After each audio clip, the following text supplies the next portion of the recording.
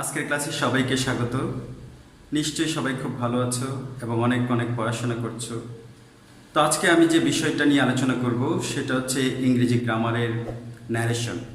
Narration নিয়ে ইতিমধ্যে আমরা দুটি ক্লাস করে ফেলেছি।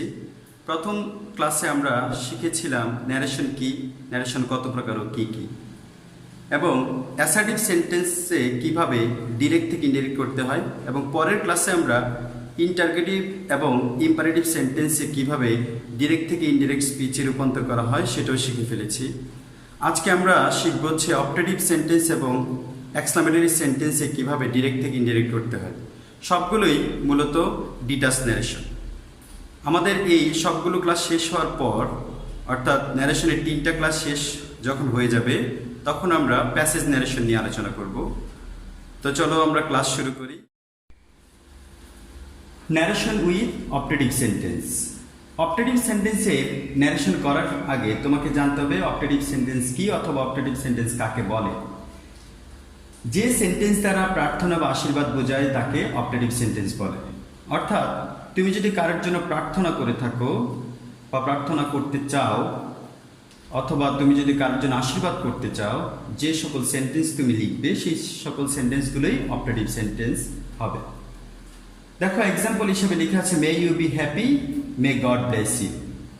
তোমার ন্যারেশনের সময় প্রার্থনা এবং আশীর্বাদ এই দুইটা শব্দের উপর নজর রাখতে হবে।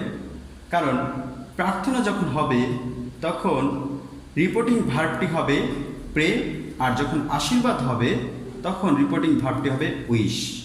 নিচে দেখো লেখা আছে উইশ মানে হচ্ছে আশীর্বাদ বা ইচ্ছা, আর প্রে মানে হচ্ছে প্রার্থনা। তবে আমরা যদি পাস্ট টেন্সে লিখতে যাই তখন উইশ হয়ে যাবে উইশড, আর প্রে হয়ে যাবে প্রেড। তার মানে আমরা বুঝতে পেরেছি কোনগুলো অপটেটিভ সেন্টেন্স। সচরাচর অপটেটিভ সেন্টেন্সগুলো শুরু হয় মে দিয়ে এবং শেষে একটি ফুল স্টপ থাকে। তবে অনেক সময় মে দিয়ে শুরু হলেও প্রশ্নবোধক দেওয়া থাকতে পারে, তবে এগুলো হবে ইন্টারগেটিভ সেন্টেন্স। যেমন may I come in sir, তখন কিন্তু এগুলো অপটেটিভ সেন্টেন্স হবে না, তখনই হবে যখন ফুল স্টপ থাকবে। তো চলো আমরা অপটেটিভ সেন্টেন্সের মাধ্যমে কিভাবে ন্যারেশন করতে হয় তা আমরা দেখে আসি। তো দেখো, আমরা অপটেটিভ সেন্টেন্সের ন্যারেশন করার জন্য প্রথমে একটা এক্সাম্পল দিলাম, তারপরে স্ট্রাকচার। ইতিমধ্যে অ্যাসার্টিভ সেন্টেন্স যখন শিখেছিলাম, ইন্টারগেটিভ, ইম্পারেটিভ, তিনটির বেলায় আমরা স্ট্রাকচারগুলো ইউজ করেছি। সেম অপটেটিভ সেন্টেন্সের বেলায় একটি স্ট্রাকচার ফলো করব। প্রথমে আমরা স্ট্রাকচারটা একটু দেখি। লেখা আছে রিপোর্টার উইশ অথবা উইশড। তার মানে হচ্ছে প্রেজেন্ট ফর্মে উইশ, পাস্ট ফর্মে উইশড। তারপরে লেখা আছে প্রে অথবা প্রেড। অর্থাৎ উইশ কখন বসাবো? যখন বুঝাবো, যখন আমরা যদি বুঝতে পারি এটা আশীর্বাদ, আর যদি প্রার্থনা বোঝাই তখন আমরা বুঝবো হচ্ছে প্রে অথবা প্রেড। প্রে অথবা প্রেডের পরে দেখো ব্র্যাকেটে লেখা আছে ফর। আবার একটা অ্যারো চিহ্ন হিসেবে দেখো লেখা আছে ফরের উপরে রিপোর্টিং অবজেক্ট। তার মানে হচ্ছে আমরা বুঝতে পারলাম শুধুমাত্র প্রের পরেই ফর বসে, তবে কখন? যখন রিপোর্টিং অবজেক্ট থাকে। রিপোর্টিং অবজেক্ট না থাকলে আমরা প্রে অথবা প্রেডের পরে কখনোই ফর বসাবো না। আরেকটা জিনিস তোমাদেরকে বলি, উইশ অথবা উইশডের পরে কখনোই অবজেক্ট বসে না। উইশ অথবা উইশডের পরে কখনোই অবজেক্ট বসে না। প্রে অথবা প্রেডের পরে অবজেক্ট বসবে যদি থাকে, আর অবজেক্ট বসানোর আগে অবশ্যই ফর বসাতে হবে। তারপরে দেখো কমা এবং ইনভার্টেড কমার পরিবর্তে দ্যাট, তারপরে রিপোর্টেড স্পিচের সাবজেক্ট, তারপরে মাইটের পরে সবসময় ভার্বের প্রেজেন্ট ফর্ম, তারপরে অবজেক্ট। এখন আমরা এক্সাম্পলটা একটু ফলো করি। লেখা আছে my mother said to me may God bless you. অর্থাৎ আমার মা আমার জন্য সৃষ্টিকর্তার কাছে প্রার্থনা করলো। তার প্রার্থনা বুঝিয়েছে। রিপোর্টার যা আছে তাই লিখলাম, তারপরে প্রেড লিখলাম। কেন? এটা প্রার্থনা বুঝিয়েছে। আর প্রে লিখি নাই কারণ এটা পাস্ট ফর্মের ছিল, রিপোর্টিং ভার্বটি পাস্ট ফর্ম, এই জন্য প্রেড। প্রেডের পরে অবজেক্ট আছে, এই জন্য আমি ফর বসালাম। তাহলে my mother prayed for me, comma এবং ইনভার্টেড কমার পরিবর্তে দ্যাট। তারপরে সাবজেক্ট হিসেবে আছে এখানে গড। লিখলাম গড, তারপরে স্ট্রাকচারে লিখা আছে মাইট, মে থাকলে মাইট হয়, মাইটের পরে ভার্বের present form, use second person, এই জন্য আমাকে অবজেক্টটা ইন্ডিকেট করলো, অবজেক্ট ছিল মি, যেহেতু এটা প্রোনাউন হিসেবে অবজেক্টিভ ফর্ম হিসেবে বসছে সেই জন্য আমি মি রেখে দিলাম। তারপরে দেখো আরেকটা এক্সাম্পল আছে এখানে, আই সেড টু হিম, আমি তাকে বলেছিলাম মে ইউ বি হ্যাপি, তুমি সুখী হও, তার মানে তার জন্য আমি আশীর্বাদ করলাম বা তাকে আমি আশীর্বাদ করলাম। আই রিপোর্টার যা আছে তাই, যেহেতু আশীর্বাদ সেই জন্য আমি উইশ অথবা উইশ বসাবো, যেহেতু সেই রিপোর্টিং ভার্বটি পাস্ট ফর্ম সেই ক্ষেত্রে আমি উইশ বসিয়েছি। আমি বলেছিলাম উইশ অথবা উইশডের পরে কখনোই অবজেক্ট বসে না, আমি অবজেক্ট বসাইনি, সরাসরি কমা এবং ইনভার্টেড কমার পরিবর্তে কনজাংশন হিসেবে দ্যাট বসিয়েছি।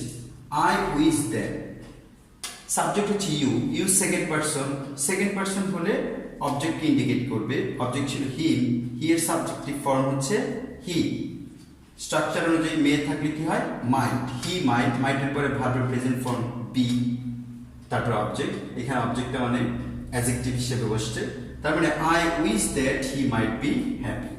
আমরা অপারেটিভ সেন্টেন্সের ন্যারেশন করার সময় কয়েকটা জিনিস যেটা মনে রাখা প্রয়োজন, সেটা একবার বলেছি আবারও বলি।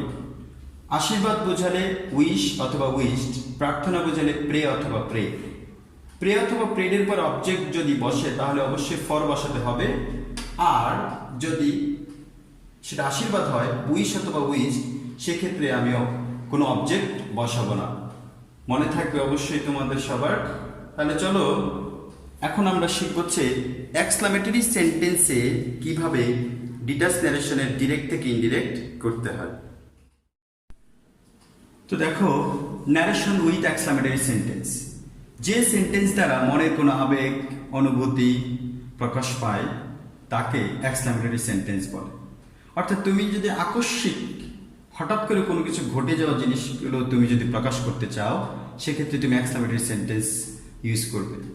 অর্থাৎ তোমার আকস্মিক মনের ভাব প্রকাশে এক্সক্লামেটরি সেন্টেন্সগুলো তুমি ব্যবহার করতে পারবে। লেখা আছে এক্সাম্পলে, hurrah we have won the game, অর্থাৎ হুররে আমরা খেলায় জিতে গিয়েছি, alas he is no more, দুঃখের বিষয় যে সে আর নেই, what an exciting game it was, কত চমৎকার গেম ছিল এটি। তোমাদের আরেকটা সুবিধা হবে এক্সক্লামেটরি সেন্টেন্স চেনার, কোনো না কোনো ওয়ার্ড অথবা সেন্টেন্সের শেষে এক্সক্লামেশন সাইন থাকবে। দেখো এখানে লেখা আছে হুররার পরে একটা এক্সক্লামেশন সাইন, অ্যালাসের পরে আছে, আবার ফুল সেন্টেন্সের শেষেও এক্সক্লামেশন সাইন দেওয়া আছে। তার মানে রিপোর্টেড স্পিচে যদি এই জাতীয় অর্থাৎ এক্সক্লামেটরি সেন্টেন্স থাকে, তখন আমরা কিভাবে ডিরেক্ট থেকে ইনডিরেক্ট করব এখন আমরা সেটা শিখব।